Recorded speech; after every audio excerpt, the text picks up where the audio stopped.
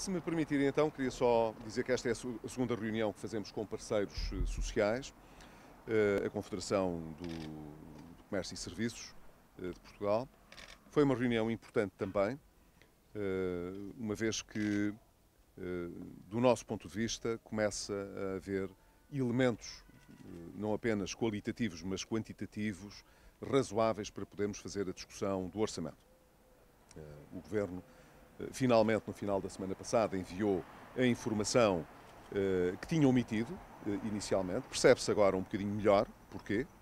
Essa informação, quando comparada com aquela que era disponibilizada no Orçamento de Estado, na proposta do Orçamento de Estado, deixa bem visível a dificuldade que o Governo vai ter em cumprir o seu orçamento este ano e em ter a base de partida para 2017 que inicialmente tinha apontado. Há um desvio muito razoável do lado da receita do Estado, que o Governo espera recuperar até ao final do ano, mas que é muito superior àquela que estava implícita no orçamento que foi apresentado.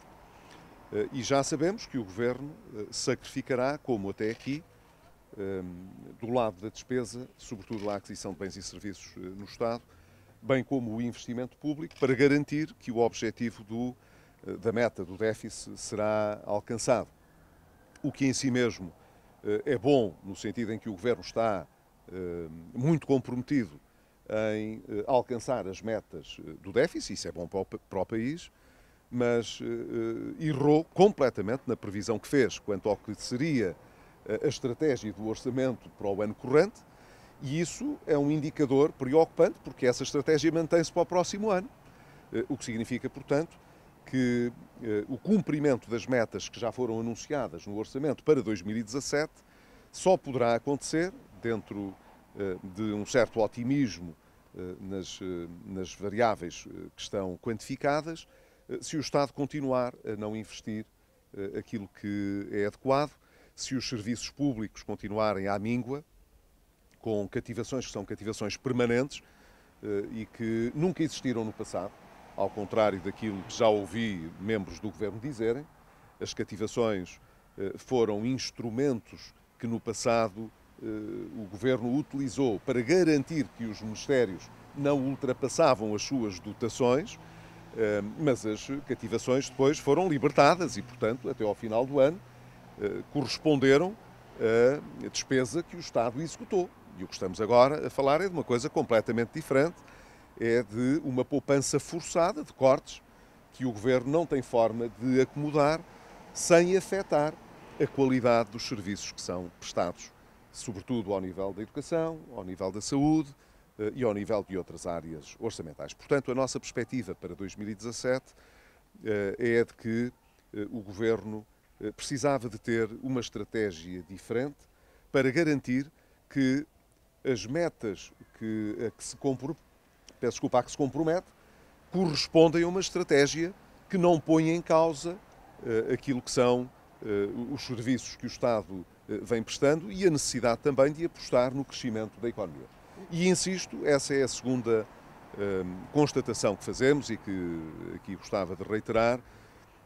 Há uma completa ausência de estratégia de crescimento neste orçamento, de que estamos a falar para 2017.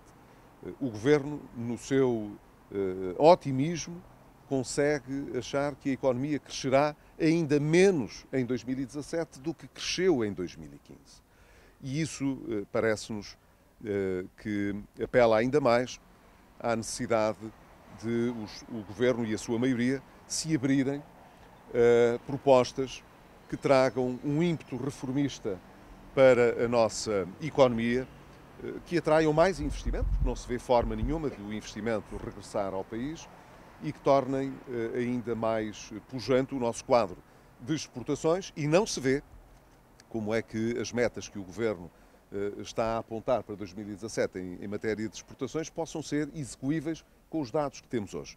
Portanto, foi uma reunião muito importante e útil, na medida em que verificámos que há aspectos, evidentemente, em que temos visões diferentes, mas há muitos aspectos em que esta avaliação que vimos fazendo não é uma avaliação solitária De resto, o próprio Governo já se encarregou de dizer que boa parte daquilo que eram as observações que fazíamos sobre a execução deste ano e o irrealismo de partida que o relatório do Orçamento apresentava para 2017 patenteava, na medida em que os dados que apresentou até ao final da semana passada são o reconhecimento de que as nossas críticas tinham razão de ser. Neste encontro falou-se de salário mínimo. Concorda com a visão do Presidente da CCP de que para haver um aumento no salário mínimo o Governo tem de dar algumas contrapartidas? A primeira pergunta. E a segunda é os desvios de que falou e que vieram a público depois do Ministério das Finanças enviar os mapas que estavam em falta, revelam que há desvios de centenas de milhões de euros na educação, na saúde. O que é que isso revela sobre o Governo? Bem, duas coisas. A primeira sobre o salário mínimo. De facto, trocámos algumas impressões sobre essa matéria. O Presidente da CCP depois dirá aquilo que a CCP entende sobre isso. O PSD tem uma posição muito semelhante àquela que já manifestou o ano passado, quando o salário mínimo foi atualizado. Em primeiro lugar, parece-nos negativo que o acordo que nós estabelecemos com os parceiros em 2014 para futuras atualizações não tivesse sido respeitado. Na prática, o que o Governo fez o ano passado foi fazer um acordo diferente no Parlamento, com a maioria parlamentar, e depois impôs esse acordo aos parceiros sociais e disse-lhes basicamente que se eles não aceitassem eram penalizados por esse facto. E eles acabaram por aceitar e isso pareceu-me um princípio de conversa menos positivo. Creio que dificilmente o Governo gozará da mesma magnanimidade junto dos parceiros este ano para seguir novamente essa estratégia. E é natural, portanto, que os parceiros, de um modo geral, estejam disponíveis para analisar a atualização do salário mínimo de uma forma que esteja relacionada com a evolução da produtividade.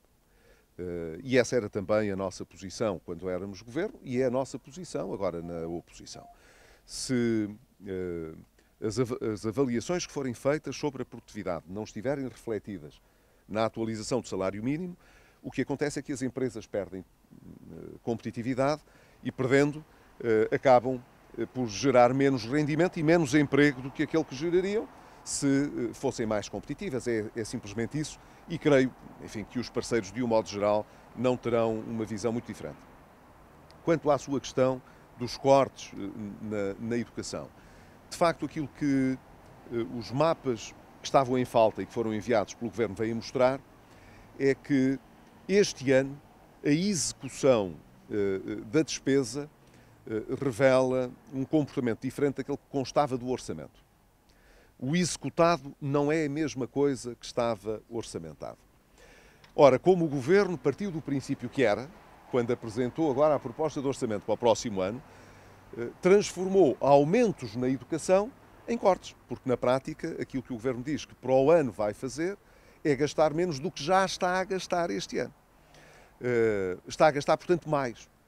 Mas está a gastar mais porquê? Porque subavaliou o impacto que as atualizações salariais feitas pela reposição dos rendimentos foram estimadas em sede orçamental. O que significa, portanto, que, mais uma vez, este é um daqueles exemplos em que aquilo que poderiam parecer boas notícias para o ano, afinal não são, porque, quando comparadas com a execução deste ano, afinal não são mais despesa que o Governo vai fazer nessas áreas, na educação, na saúde não representará um corte, mas representa um aumento muito ligeiro, abaixo da inflação até, mas revela também que a estratégia que foi seguida este ano era uma estratégia que não casava bem com a verdade, e nós dissemos isso na altura, que aquilo que o Governo estava a propor não era realista, e a verdade é que quando olhamos para a execução percebemos que não era realista de facto, e desta vez esperaríamos, portanto, que o Governo fizesse uma abordagem diferente, realista, que não está a fazer. Quer comentar a decisão do Comitê de Ética ad hoc da Comissão Europeia em relação a Durão Barroso? Conclui que não houve violação das regras, apenas falta de sensatez. Eu, a última vez que me colocaram uma questão dessa natureza, disse que não voltaria a falar sobre esse assunto, porque acho que já disse o que tinha a dizer sobre essa matéria e, portanto, não vou comentar. Sobre a Caixa Geral de Depósitos, o líder parlamentar do PSD disse que iam autonomizar as questões da transparência e as questões do salário. É para tentar que uma destas passe com o Bloco de Esquerda e o PCP? É sobretudo para que não haja desculpas. Normalmente, a esquerda radical no Parlamento atira para cima do PSD uma série de suposições e de processos de intenção com que depois justifica o seu voto contra. E nós não queremos que esse tipo de abordagem, digamos assim, facilite aquilo que para nós é fundamental, que o Parlamento traga clareza a uma matéria onde o Governo só quis trazer falta de transparência e de informação. Uma vez que o Governo, por sua própria iniciativa, não traz transparência a esta matéria, a nós parecer-nos-ia muito importante que fosse o Parlamento a clarificar esta matéria. Não há nenhuma razão, temos até dúvidas que, do ponto de vista constitucional, possa haver esta diferenciação de obrigações de transparência entre gestores públicos. Não há nenhuma razão, dizia eu, para que os gestores públicos na Caixa Geral de Depósitos não tenham as mesmas obrigações de transparência que todos os outros gestores públicos, setor financeiro ou não financeiro. Se o Bloco de Esquerda e o Partido Comunista pensam da mesma maneira, então não há nenhuma razão para não concordarem connosco e não assumirem no Parlamento a necessidade de impor esta transparência que o Governo não quer decidir em relação à Caixa Geral de Depósitos. É apenas isso e nada mais. Preocupa o facto de, por um lado, haver uma certa desilusão, por outro, haver algum desconforto dentro do PSD com a atual liderança, sendo que Rui Rio já estará no terreno para ser uma alternativa? Olha, não faço ideia, mas não vou comentar. Se não levar a mal, não vou comentar. O PSD já está, Obrigado. Já está Uma última vez. Em melhores condições de anunciar, ou quando é que vai anunciar, que propostas é que vai apresentar no Orçamento de Estado? Ainda temos algum tempo para apresentar essas propostas. Estamos a ouvir os parceiros sociais para captar também aquilo que são as suas preocupações e, de alguma maneira, poder refleti-las, na medida do possível, acomodar algumas delas nas propostas que vamos fazer. E quando elas estiverem em condições de poder ser públicas, não precisam de estar fechadas até ao último ponto final, iremos fazendo a divulgação dessas propostas, mas reitero, são propostas que, no essencial, convidam a maioria parlamentar que apoia o Governo e o Governo a olharem para, por exemplo, a segurança social e dar-lhe a efetiva sustentabilidade que ela precisa. Isso é importante para os pensionistas atuais, para os pensionistas futuros. É muito importante que a segurança social, dentro das contas públicas portuguesas, possam ser um fator de estabilidade e de confiança, por um lado, e por outro lado é muito importante que nós possamos pôr a nossa economia a crescer muito mais do que aquilo que são as previsões do Governo, e isso exige um conjunto de reformas importantes, sobretudo do lado da nossa capacidade para atrair investimento e, em particular, investimento externo, que não resultam daquilo que hoje está na proposta de orçamento. E é, portanto, de alguma forma, um convite que nós fazemos a que o Governo e a sua maioria parlamentar possam abraçar um conjunto de reformas estruturais importantes ainda para dar esse novo impulso ao crescimento da nossa economia. Este é o nosso objetivo e é nisso que vamos centrar o conteúdo das propostas, como é evidente. Não Obrigado. pode concretizar os aspectos em relação à segurança social e ao crescimento? O que é que vai propor? Eu já disse várias vezes que do lado da sustentabilidade, da segurança social, o que nos preocupa é que em anos consecutivos aquilo que são as contribuições dos atuais trabalhadores, dos atuais ativos, não cheguem para cobrir as obrigações do lado do sistema previdencial. E essa é a razão porque o Estado, todos os anos, transfere dos impostos, do Orçamento de Estado, mais dinheiro para a Segurança Social para que essas pensões sejam pagas. Portanto, há um desequilíbrio no sistema, que nesta altura está a pesar aos contribuintes, não apenas àqueles que estão a contribuir para as suas pensões, mas também para todos os contribuintes através do pagamento das suas obrigações fiscais. Ora, isso não é sustentável, porque este valor não é um valor que esteja a reduzir.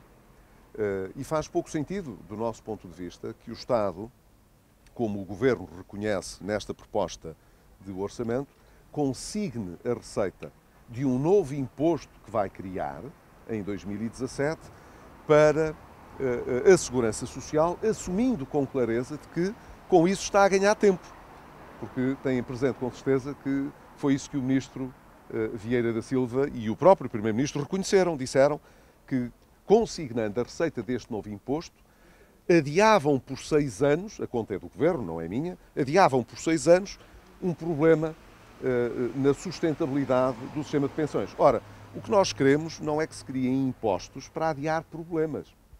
Já que o Governo propõe a criação de um imposto e a sustentabilidade da Segurança Social exigirá recursos, e estamos todos de acordo.